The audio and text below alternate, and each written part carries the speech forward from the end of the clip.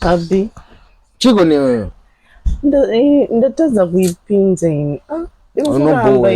Unoboa. Ndakazama kuipinza, ndazama zvese ndazama kuimisa yaramba. Saka ndandisikuziva kuti ndoita sei. Utaura zvauri zvaugone kuimisa ugone kuipinza ndatadzawo kani. Iri kuramba iyi. Nonipahasha.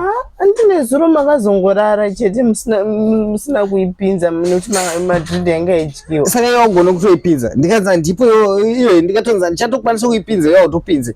Ndikanzi zvakutonza ndichatogone kutonzi yatomira uchatoipinza. Ndatadza kuipinza kani. Ndatadza kuipinza inini. Uruzocha ndikuwadza red body. Asi zvamunenge maipinza wani. Inenge yaita wani. Headboard ndakuzoti ine maburi tsvuku kune kuko. Usandaita basa headboard yandidonera kondoputa umayenga yandidonera ndikuwadza. Ndakuzoti unovhomora apa wovhomora uko woisimudza kudai. Wanzwa? Yakamira. Inomira headboard zvakanaka naka. Haungogadzike. Unotoimisa inopinza zvakanaka. Inopinzwa zvakanaka yakamira headboard iyi. Urikuzvizwa? Kwete zvawaita zvoti yandidonera ndikuwadza.